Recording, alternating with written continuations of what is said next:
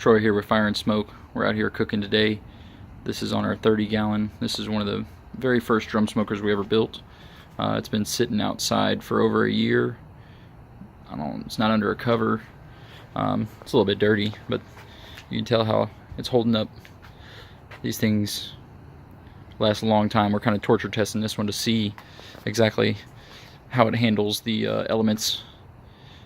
I got the Guru on this guy. This is the Party Q model. It's a battery operated fan. You can see it is reading at 250 degrees, so it kind of maintains that temperature. It's been cooking for a couple hours. I just actually remembered that it was out here cooking, so I came out here to check on it, and it was doing exactly like it should, just holding temperature. These things will hold temperature without the Party Q, with just manipulating this damper right here with the Party Q out of it. I usually run with mine exhaust wide open in most conditions. That lets that smoke get out of there, keep nice fresh smoke coming in. I don't know if you can really pick up the smoke. Sorry guys, it's nighttime over here. But yeah, it's smoking pretty decent. Got some bacon on there, which will be bacon. It's been curing. It was a pork belly that I bought, trimmed it up and cured it for a week. It's my first time cooking bacon, so here's a look at that pork belly, which is going to be slice it up tomorrow, make some delicious bacon.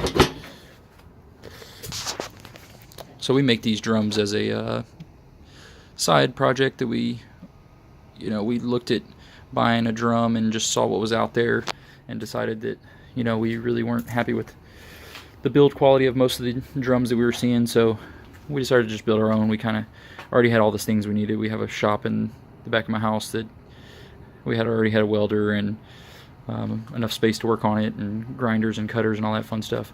So again, this is the first gen model. Obviously you'll see the pictures on my different postings throughout the internet on the new 55-gallon drum models. Now we get everything laser cut, and they work out really well. We've had a lot of happy customers. We've won competitions cooking on these drums. A lot of guys are cooking on drums these days.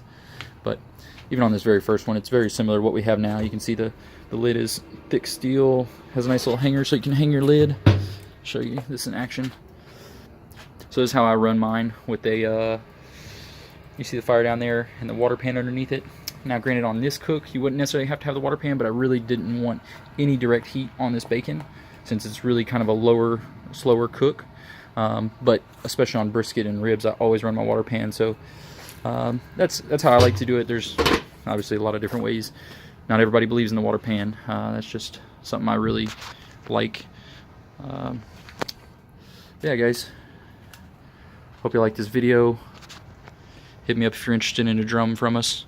We'd be happy to provide you with one. You usually have 4 or 5 already built, ready to walk out the door. So just hit us